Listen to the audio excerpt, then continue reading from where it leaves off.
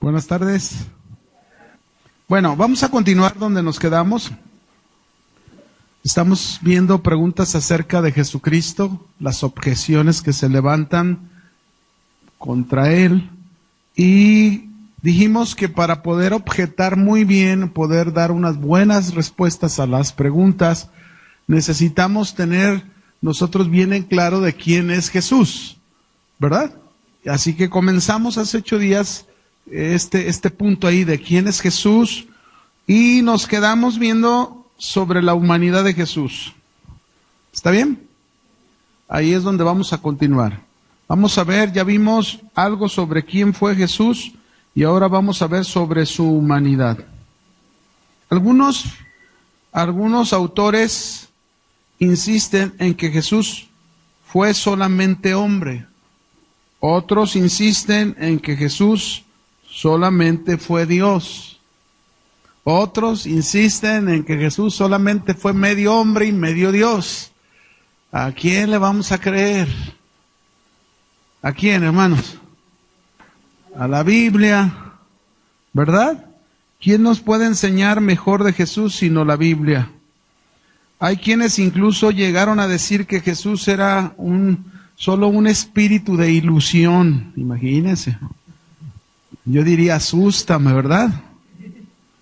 Pero yo les dije que íbamos a ver algunos pensamientos que se levantaron en los primeros 5 siglos después de Cristo, que fueron pensamientos de mucha discusión aún dentro de la misma iglesia. Y causaron mucho daño, muchísimo daño. Si ustedes y su servidor nos diéramos a la tarea de hacer un estudio minucioso en el Antiguo Testamento, en el Nuevo Testamento, en el libro de los Hechos y en las cartas de Pablo, no vamos a encontrar nunca la discusión sobre quién fue Jesucristo, sino al contrario, vamos a encontrar la afirmación de los discípulos de Jesús, cómo afirmaban de quién era Jesucristo. Pablo se encargó muchísimo de afirmar muchas cosas de la persona de Jesús. Juan el apóstol se encargó de afirmar muchas cosas de la persona de Jesús. Y el libro de los Hechos nos da muchos puntos interesantes, pero en fin, vamos a ver algunos puntos que son puntos de discusión que están infiltrados dentro de la iglesia, pero que incluso entran dentro de las objeciones en las que nosotros tenemos que saber dar una respuesta, ¿no? Por ejemplo, el primero, el más antiguo de todos es el docetismo. El docetismo. Esta doctrina, que fue considerada una doctrina herejía, una herejía formal en cuanto a la persona y la naturaleza de Cristo, y que surgió en el primer siglo después de Cristo. ¿Cuál era el pensamiento de esta doctrina, del docetismo? El pensamiento es que ellos negaban no la divinidad de Cristo, sino la humanidad de Cristo. La palabra docetismo viene de una palabra griega que es dokeo, perdón. Aquí me faltó una O, dokeo, que significa parecer semejante. Por eso le ponen este nombre docetismo, ¿no? ¿Por qué? Porque el docetismo siempre afirmó que Cristo en su humanidad solo parecía ser humano, parecía ser hombre, pero no lo era. Este pensamiento tomado de los docetistas, que así se conoció esta doctrina en el primer siglo, este pensamiento no era nuevo con ellos, porque era un pensamiento que ellos agarraron y ellos traían este pensamiento de los gnósticos. ¿Se acuerdan que los gnósticos, ellos estuvieron presentes durante el tiempo de los primeros cristianos, ¿no? Pablo se enfrentó al gnosticismo, Juan el apóstol se enfrentó al gnosticismo. Entonces, este pensamiento surge de los gnósticos, precisamente, ¿no? Ahora, un hombre que metió mucho esto en la iglesia, en el primer siglo, que en la historia de la iglesia lo estudiamos, fue un hombre llamado Marción.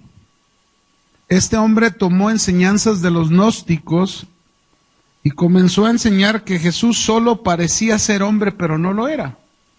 Ese es el mero pensamiento del docetismo. Y usted sabe lo grave que es enseñar y decir que Jesús no fue hombre, ¿no? ¿Sí lo comprendemos?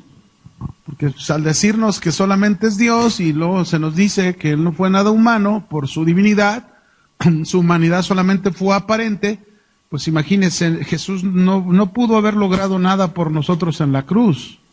Absolutamente nada. Jesús no pudo haber logrado por nosotros nada en la resurrección, porque si Él no fue humano, pues entonces Jesús no resucitó de entre los muertos.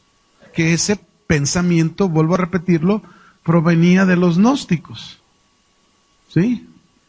Ok, vamos a confirmar un texto, cómo este texto refuta esa idea de la negación a la humanidad de Jesús. En Primera de Juan, capítulo 4, verso 1 al 3, el apóstol Juan, que repito, ya enfrentaba a los gnósticos, mire qué respuesta dio.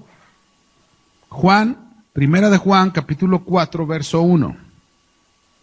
¿Lo tenemos?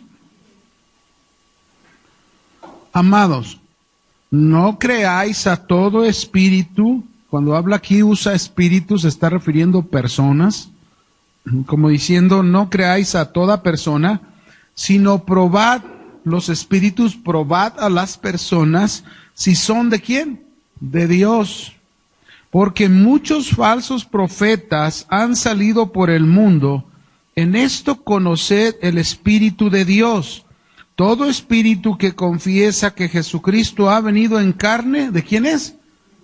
¿Qué significa que todo espíritu que confiesa en este caso dice que Jesucristo ha venido en carne? ¿Qué significa esto? Significa alguien que afirma rotundentemente o profesa que Jesús nació como un hombre. Está dándole como un sentido a la encarnación de Jesús, ¿no? Del Hijo de Dios hecho hombre.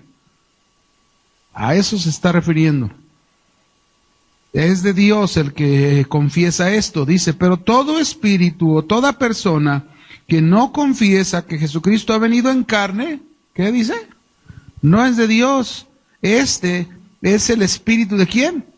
Aquí sí, la palabra espíritu está hablando de la característica del anticristo, ¿no? Que distinguirá al anticristo, el cual vosotros habéis oído que viene y que ahora ya está en el mundo.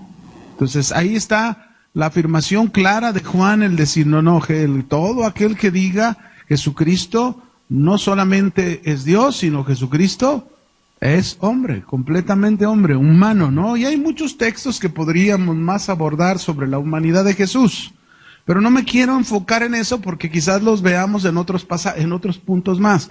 Solamente que se nos quede claro cuál era el pensamiento del docetismo y lo que nosotros tenemos que refutarle, ¿verdad? Por ejemplo, ¿qué otros versículos usaríamos para mostrar que Jesús fue hombre?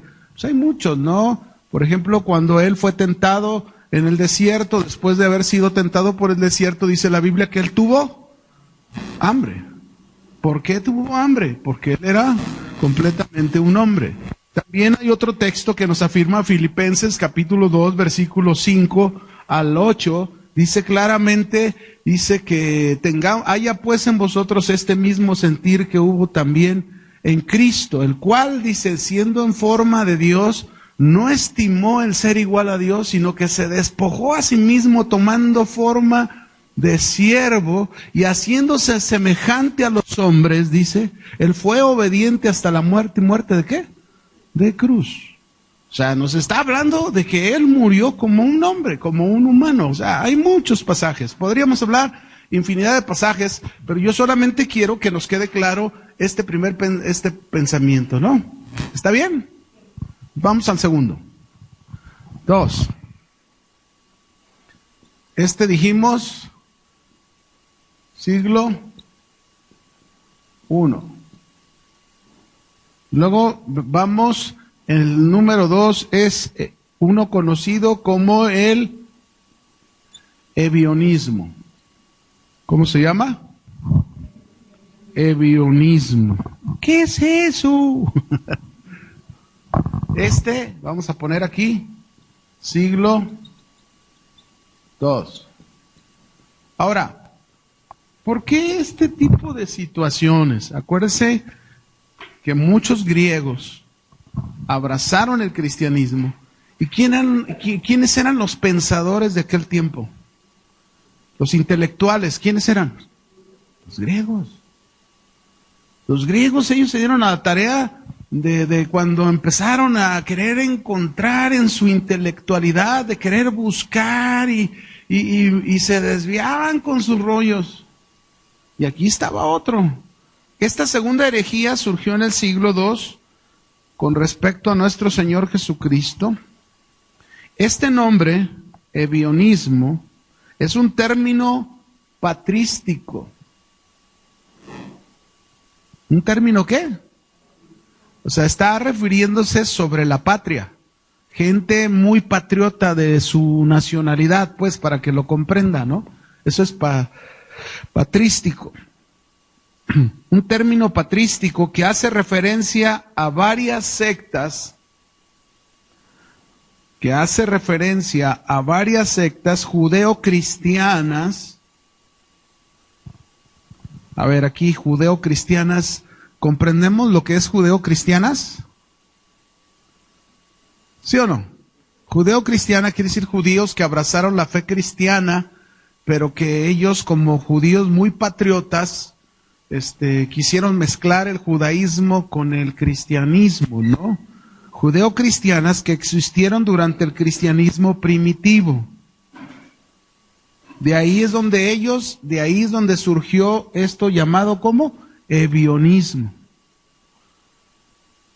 Estos judíos, mis hermanos, con sus enseñanzas, ellos alegaban que Jesús era el Mesías, o sea, sí aceptaban a Jesús como el Mesías, pero no lo aceptaban como preexistente. Es decir, estos judeo-cristianos no aceptaban que Jesús tenía naturaleza divina. Es decir, no es Dios. Para ellos no era ¿qué? Dios. Y por lo tanto también negaban el nacimiento virginal de Cristo. Además, estos hombres insistían en seguir los ritos y las leyes ¿qué? Judías. Un punto más de los ebionistas. Los ebionistas solo utilizaban el libro de Hebreos del Nuevo Testamento. Solo usaban el libro de Hebreos del Nuevo Testamento. ¿Qué quiere decir? Rechazaban todos los demás libros del Nuevo Testamento, solamente el libro de Hebreos. Sí saben por qué el libro de Hebreos, ¿verdad? Porque el libro de Hebreos habla de muchos ritos de los judíos. Y aunque los acomodaban a su manera, era el único libro que aceptaban. Todos los demás libros no. Ahora, este tipo de hombres los vemos en la Biblia. Por ejemplo, en Hechos capítulo 15 los vemos discutiendo con Pablo. Pues este tipo de personas, aunque todavía no se llamaban ebionistas, pero los vemos ahí discutiendo con Pablo ya sobre estos asuntos. Pues esto es una problemática en la Biblia. Esto fue una problemática terrible con estos hombres. ¿Cómo se llama? Los judeo-cristianos metidos en la iglesia y miren, véanlo. Versículo 1, ¿lo tienen? Hechos 15:1. Entonces algunos que venían de Judea enseñaban a los hermanos, si no os circuncidáis conforme al rito de Moisés, ¿qué dice? No podéis ser salvos. ¿Se fijan? ¿Quiénes estaban enseñando esto? Judeo-cristianos. Que después, en el siglo II, ¿cómo se les llamó? El ebionismo. Toda la carta de Gálatas, ¿cuántos han leído la carta de los Gálatas? La carta a los Gálatas es una carta precisamente, es una carta que el tema principal de la carta, cuando uno la estudia y sabe uno el tema, uno ya tiene una idea de todo lo que va a saber en la carta, que es cristianismo o religión. Ese es el tema principal de esta carta. Presentar Pablo claramente, o eres religioso o eres un cristiano. Y fíjese, toda la carta a los Gálatas comienza primero hablando sobre doctrina. porque habla sobre aquellos, Pablo es bien tremendo en el capítulo 1 cuando dice, aún si un ángel del cielo, imagínense, pone un ángel que está por encima de los líderes religiosos, ¿a poco no? Dice, aún si un ángel del cielo descendiera y les diera un evangelio diferente del que ya les hemos anunciado, sea ¿qué? Maldito. Y luego en el capítulo 2 trata de presentar una defensa, Pablo, de que el evangelio que él recibió de revelación de Jesucristo es el mismo que recibieron los que estuvieron con Jesús, sus discípulos que estuvieron con Jesús, porque acuérdense que Pablo, él no estuvo con Jesús, ¿verdad que no? Él recibió la revelación por el encuentro que tuvo con Jesús. Entonces muchos de estos judeocristianos alegaban que el ministerio de Pablo no era verdadero porque él no estuvo con Jesús, él no estuvo cerca de él, y bueno, alegaban eso, pero Pablo se dio a la tarea de demostrar en el capítulo 2 de Gálatas que él, su apostolado verdaderamente era de Cristo y que el evangelio que él predicaba era el mismo que predicaban los que fueron apóstoles de Jesucristo. Y luego después en el capítulo 2 inclusive de Gálatas tiene un problema que enfrenta con Pedro, ¿se acuerdan? ¿Por qué? Porque Pedro se dejó llevar por la hipocresía y como él un tiempo convivía con los gentiles, pero luego que llegaban los sebionistas, digo, ahora les llamamos así, ¿verdad? Pero los judeocristianos que llegaban con sus ritos y se tienen que circuncidar y tienen que hacer esto y cumplir la ley de Moisés porque si no, no son verdaderos cristianos, eso decían estos hombres. Y Pablo tuvo que confrontar a Pedro, acuérdense, ahí pueden leerlo en el capítulo 2 de Gálatas, es una carta que trata esta problemática, ya en las escrituras, no se diga en el siglo II, fue un gran problema. Ante esta objeción de estos hombres, la objeción de que Jesús no tiene naturaleza divina, solamente era reconocido como un Mesías, también afecta al cristianismo, ¿no?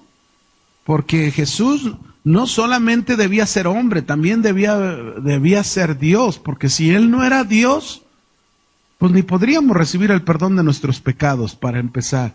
Y en segundo lugar, ¿quién puede resucitar de entre los muertos? Sino solamente ¿quién? Dios. Cosa que a lo mejor los judíos pues no reconocían o no aceptaban. Pero aquí dice Juan capítulo 1, verso 1 al 3. Vamos a ver dos versículos que en el Nuevo Testamento refutan esta idea de negar la divinidad de Cristo. Juan capítulo 1, verso 1 al 3. ¿Lo tienen?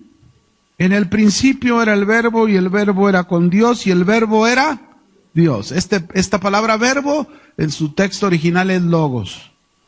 El logos, la palabra de Dios, la palabra viviente. Esta palabra viviente, ¿a quién hace referencia? A Cristo.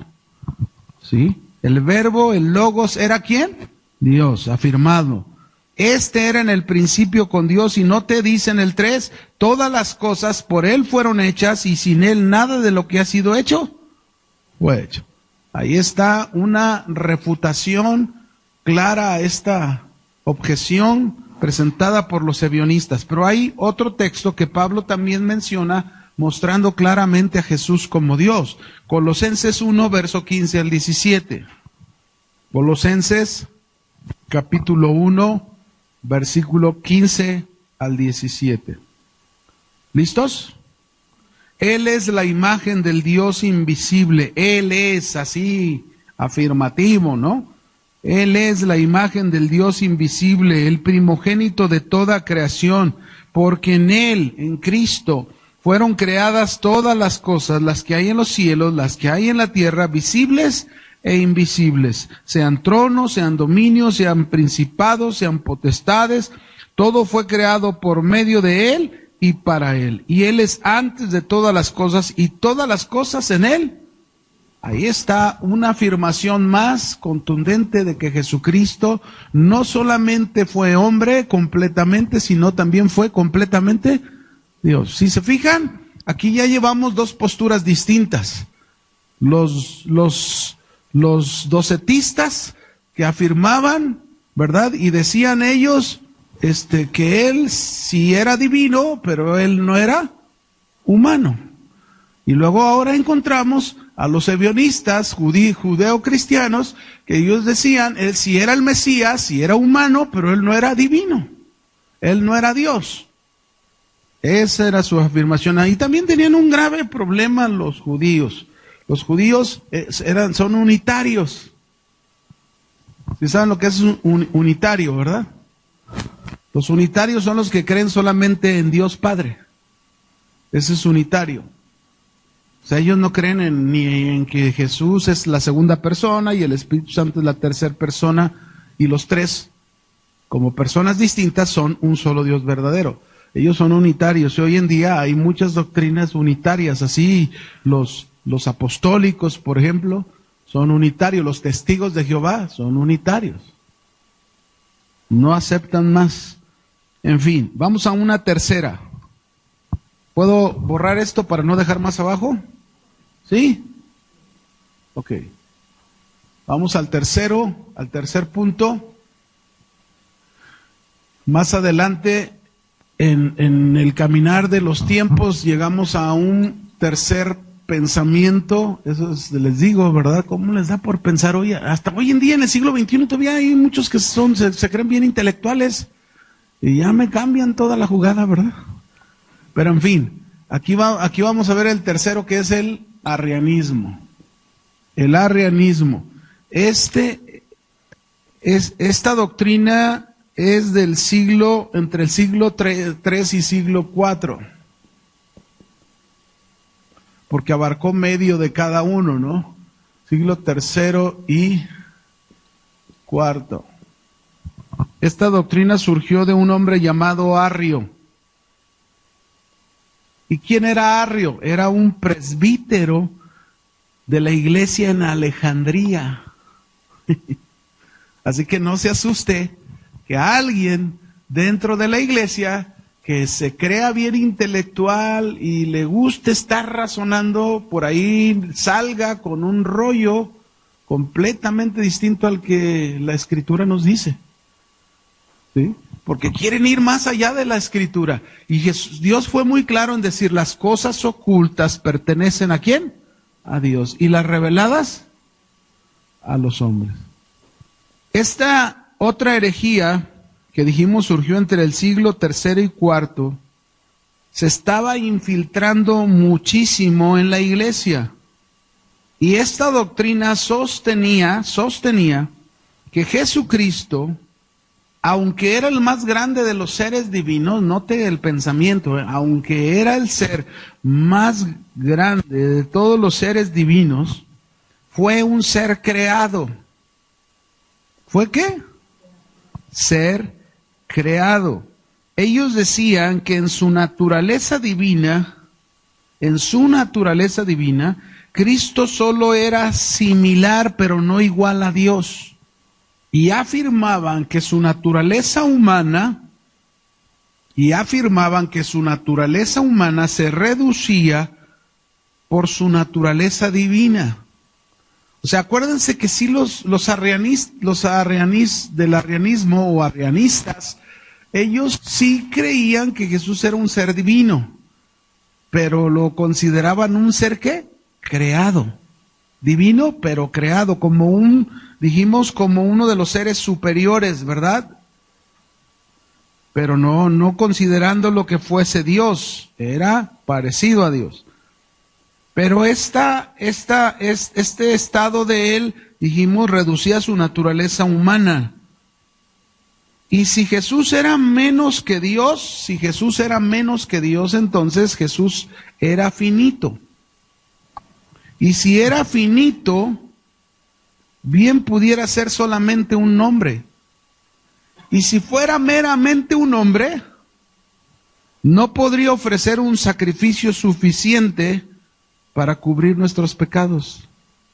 Si Jesús fuera meramente un hombre, no podría ofrecer un sacrificio suficiente para cubrir nuestros pecados. Vamos a refutar con la misma Escritura esta objeción a este pensamiento de los arrianos, ¿verdad? Por ahí en el siglo IV hubo uno de los primeros concilios que fue conocido como el Concilio de Nicea, y que para mí en lo personal en la historia de la iglesia fue el único concilio que se llevó bien a cabo. Aunque por ahí intervino mucho este emperador, ¿cómo se llama? El que vio la cruz, se me olvidó ahorita el nombre, Constantino. Él intervino mucho para la decisión, pero sin embargo fue una correcta decisión. Ahí el que discutió en este concilio mucho fueron los dos que estaban precisamente en Alejandría contra los que estaban en Roma, que defendían a Arrio, ¿sí? Aunque este era presbítero de allá, fue exterrado por un tiempo Arrio. Y sin embargo, en ese concilio Atanasio, si mal no lo recuerdo, fue uno de los que defendió mucho a Jesucristo, sus dos naturalezas. Él era completamente humano y él era completamente Dios. En fin, vamos aquí a ver, Hebreos 9:23, lo que la Escritura afirma de Jesús, cómo Él tuvo que ser ambas naturalezas para poder ofrecer un sacrificio suficiente para cubrir nuestros pecados. ¿Lo tenemos? Hebreos 9:23. Dice, fue pues necesario que las figuras de las cosas celestiales fuesen purificadas así, pero las cosas celestiales mismas con mejores sacrificios que estos. Quiere decir que anteriormente de este versículo se estuvo hablando sobre sacrificios que se ofrecían, ¿verdad? ¿Cuántos se ofrecían? Y entonces dice aquí, porque no entró Cristo en el santuario hecho de mano, figura del verdadero, sino en el cielo mismo, para presentarse ahora por nosotros ante Dios, no para ofrecerse muchas veces como entra el sumo sacerdote en el lugar santísimo cada año con sangre ajena. De otra manera, le hubiese sido necesario padecer muchas veces desde el principio del mundo, pero ahora, en la consumación de los siglos, se presentó, ¿cuántas veces? Una vez para siempre. Esto quiere decir la suficiencia del sacrificio de Cristo. Y esa suficiencia nos está hablando, refiriéndose claramente a la humanidad de Cristo. O sea, ambas humanidades, pero sobre todo la humanidad de Cristo. Dice en el verso, de manera que 26.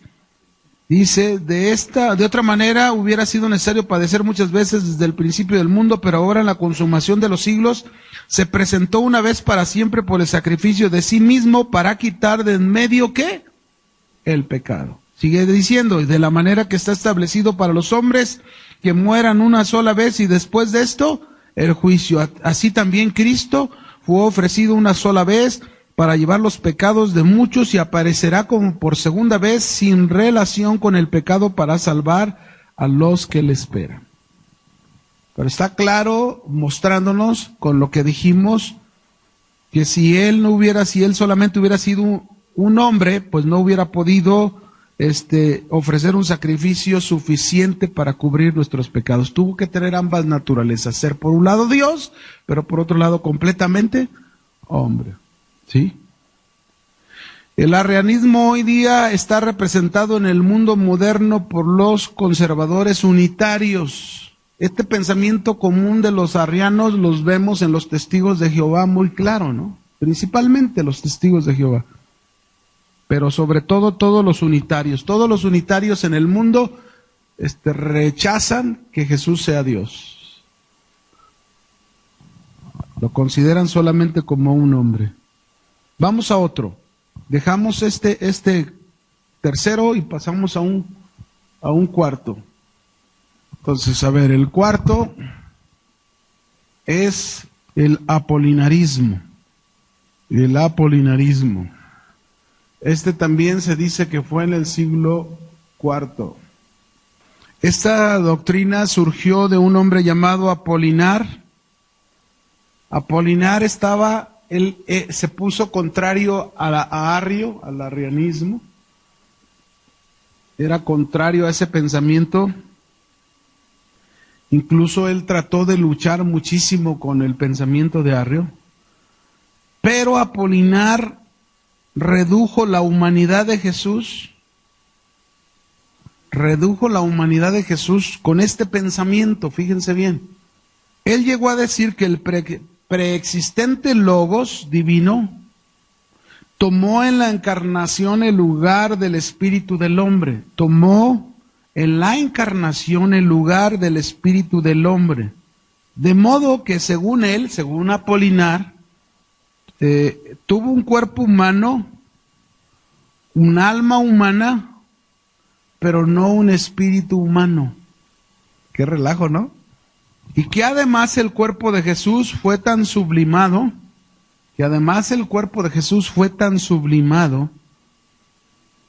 que apenas se le podía llamar cuerpo humano. ¿Sí saben lo que significa esto que está diciendo? Está reduciendo la humanidad de Jesús, diciendo, pues bueno, si él era divino, preexistente, Dios, toma el lugar ahí en el cuerpo, en el espíritu del hombre, y al tomar ese espíritu en su divinidad, entonces la humanidad ya es como algo aparente, no completamente hombre. Ahora vamos a ver qué dice la Biblia, ¿no? A esta respuesta, ¿qué les parece? Filipenses capítulo 2, versos 6 al 9. Vamos a ver qué dice la Biblia. Filipenses capítulo 2, versículo 5 al 9. ¿Lo tenemos? Fíjense lo que dice. Haya pues en vosotros este mismo sentir que hubo también en Cristo Jesús, el cual siendo en forma de Dios no estimó el ser igual a Dios, es decir, Jesús siendo Dios como a cosa que aferrarse, sino que se despojó a sí mismo tomando forma de siervo y hecho semejante ¿a quién? A los hombres. Aquí la palabra semejanza no significa una apariencia, aquí semejanza en su texto original está hablándonos que Jesús tomó realmente la forma humana, ese es cuerpo humano. Y estando en la condición de hombre, ahí está otra palabra, condición, que tenemos que considerar para entender que Jesús realmente fue un hombre, se humilló a sí mismo, haciéndose obediente hasta la muerte y muerte de cruz, por lo cual Dios también lo exaltó a lo sumo y le dio un nombre que es sobre todo nombre. Este texto nos está afirmando claramente que Jesús fue un hombre, no una apariencia de hombre. Sí, ya hemos visto otros textos que Jesús fue Dios y más adelante vamos a ver muchos más porque vamos a llegar a ver la divinidad de Jesús. Estamos aquí ahorita hablando sobre la humanidad, ¿se acuerdan? Que ese es el centro, estar hablando sobre la humanidad de Jesús. Otro pasaje, Lucas 24, 37 al 43. Todavía en este pasaje, en lo que sucedió, nos muestra a Jesús cómo su resurrección fue el tomar un cuerpo completamente humano,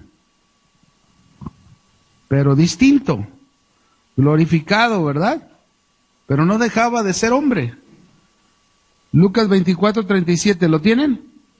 Entonces, espantados y atemorizados los discípulos que se les apareció Jesús, pensaban que veían un espíritu.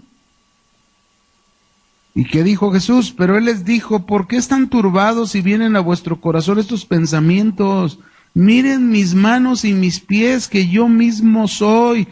Palpad y ved, porque un espíritu no tiene ¿qué? Carne ni huesos, como veis que yo tengo. ¿Qué les está mostrando Jesús a sus discípulos? ¿Que era un espíritu resucitado? ¿Que era uno en forma de apariencia humana? No, está diciéndoles, este es un cuerpo, carne, ¿y qué dijo? Y huesos, como veis que yo tengo. Y diciendo esto les mostró las manos y los pies, pero todavía ellos de gozo, ¿qué dice? No le creían y estaban maravillados. Y todavía les dice, ¿tienen algo de comer? Entonces le dieron parte de un pez asado, un panal de miel, y él lo tomó y comió delante de ellos. Para que no haya duda. Completamente hombre, ¿sí? Se fijan cómo tantos rollos, ¿verdad? Pero ahí están. Ahí está el Señor Jesús aclarando. Aquí está el cuarto. Vamos al quinto. Todavía hay más. Uno más. El quinto es el nestorianismo. El nestorianismo.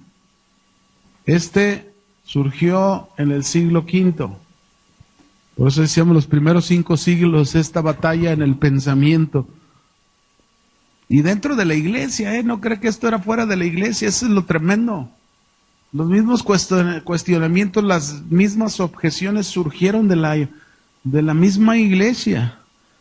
Pero porque hubo gente que entró con otros rollos e ideas, ¿verdad? Esta doctrina surgió de Nestorio, quien sostuvo en el siglo V, escuche lo que dijo este hombre, que Jesús se dividió en 2 personas. ¿Saben por qué Nestorio sacó? Digo, tenía buenas intenciones, pero la regó en sacar su rollo. ¿Sí saben por qué? Porque Nestorio en este tiempo, en el siglo V, ya se estaba empezando a decir que María era la madre de Dios. Entonces él pensaba que cuando se afirmaba que solamente era la persona de Jesús en 2 naturalezas, entonces María sí era madre de Dios. Y entonces él ahí en su rollo de pensamiento dijo, no, Jesús se dividió en 2 personas, la persona humana y la persona divina. Así que de esa manera él afirmaba y decía, María es madre de la persona humana, pero no de la persona divina. Eso lo hizo en un concilio que le correspondió en el siglo V el poder afirmar esto, pero pues fue considerado un hereje. Y claro, ¿cómo no va a ser un hereje? Este hombre llegó a hacer esta doctrina con la cual diría que María era la madre de la persona humana de Jesús, pero no de la persona divina, dijimos. Es decir, hagan de cuenta, este Nestorio afirmaba esto. Las 2 personas consisten, uno en el eterno Hijo de Dios y el otro en el Jesús humano. Pero si este pensamiento se aceptaba en la fe cristiana o se acepta en la fe cristiana, esto afecta nuestra fe que está fundada en las Escrituras.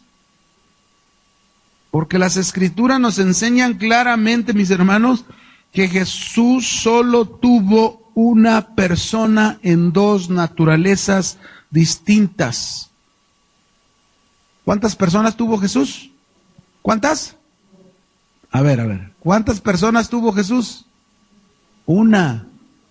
Si tú dices que Jesús tuvo 2 personas, fíjense bien lo que estamos diciendo.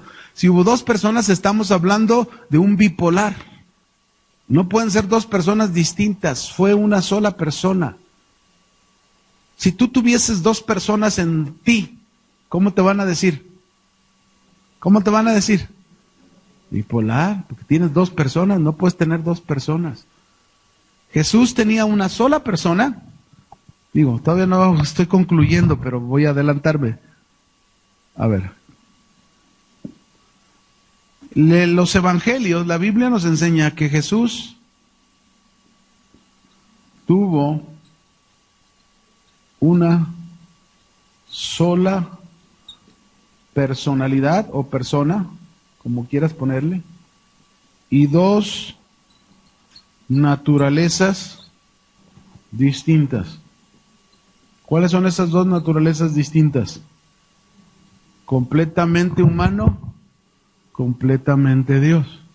Las 2 naturalezas, pero en una sola persona. Vamos a ver en la Biblia, para que lo vea ahí, aparece en Lucas 1:30, en el anuncio del ángel Gabriel a María, le dice claramente quién va a nacer. Va a ser hombre, va a ser humano, pero va a decir cuál es la persona de ese humano. Ahí lo dice. Lucas 1:30. También Juan, ahorita vamos a ver primero Lucas. Lucas capítulo 1, versículo 30. ¿Lo tienen? Vamos a tratar de irnos rápido para alcanzar a terminar. Me falta uno después de este y terminar todos aquí, ¿no? ¿Lo tenemos?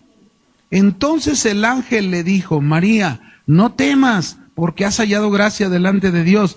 Y ahora concebirás en tu vientre y darás a luz un hijo y llamarás su nombre. ¿Cómo llamarás su nombre? Fíjese, aquí primero el ángel está hablando sobre la humanidad de Jesús. El que va a nacer le vas a poner por nombre Jesús, que significa Salvador. Pero ese es el nombre para el ser humano, como hombre, ¿no?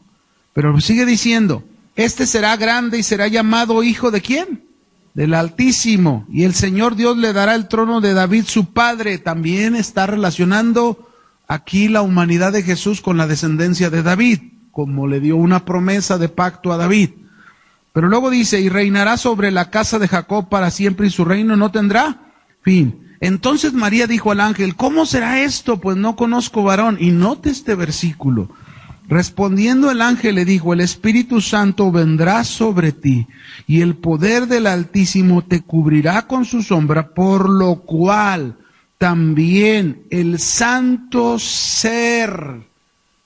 ¿En qué tiempo está esta palabra? ¿En qué minúscula, mayúscula?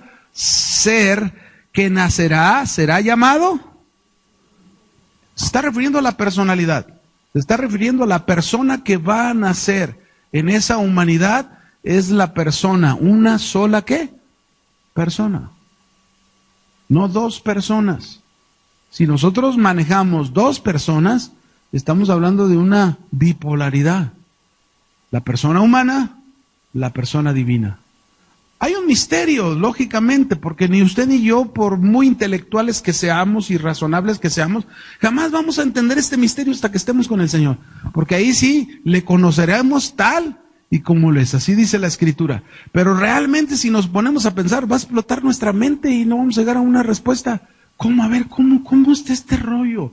O sea, por ejemplo, cuando hablamos de dos naturalezas distintas, la humana y la divina, es que hubo una unión hipostática que se le conoce dentro de la teología, ¿verdad? La unión hipostática nos habla sobre la unión de estas dos naturalezas. Es decir, Jesús tenía una mente divina, pero también tenía en unión una mente humana, pero no eran dos personas. Era la misma persona, pero tenía esa unión. ¿Cómo es esto?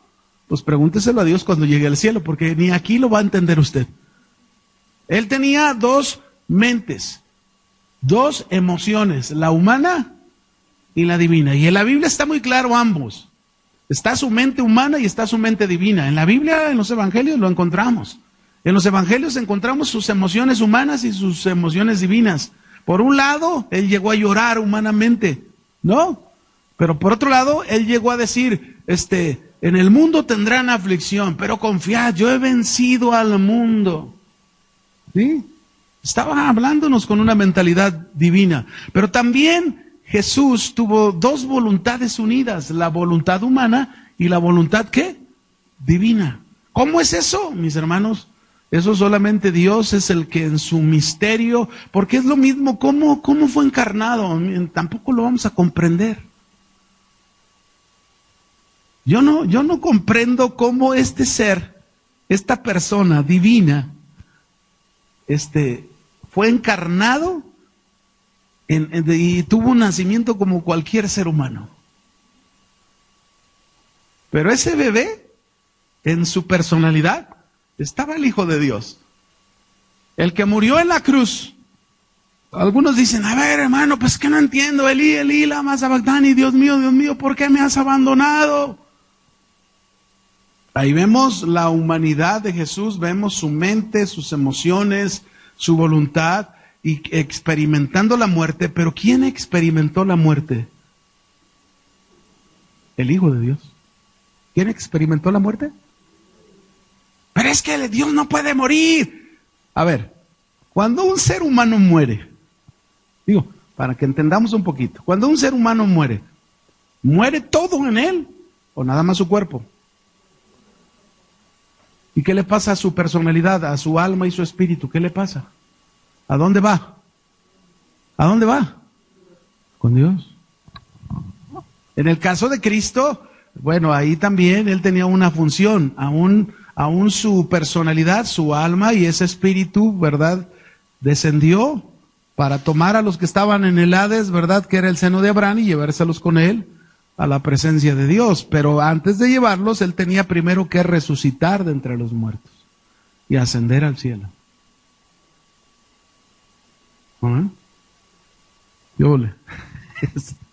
Sí lo comprendemos, aunque sea esto poquitito, ¿verdad? Hay otras cosas que nos cuestan mucho trabajo. Otro, Juan 1:14. Yo me he quebrado la coca y me ha salido humo. Pero ha llegado el momento de decir, Señor, ¿sabes qué? Está en tus manos este misterio. Yo no lo comprendo, pero lo creo. Tal como lo creían los primeros cristianos. Ellos no discutían y no, lo creía. ¿Sí? Juan 1:14. Y aquel verbo fue hecho carne y habitó entre nosotros y vimos su gloria, gloria como del unigénito del Padre, lleno de gracia y de verdad. Ahí está otro texto más que nos está afirmando claramente que ese Logos divino, eterno, preexistente, creador de todas las cosas, Él fue hecho ¿qué? Carne. Una sola persona con dos naturalezas completamente distintas. Aquí nos vamos a quedar, hermanos, porque ya se nos fue el tiempo. Ahí póngale una nota y nos falta uno que para la próxima lo vamos a ver. Amén.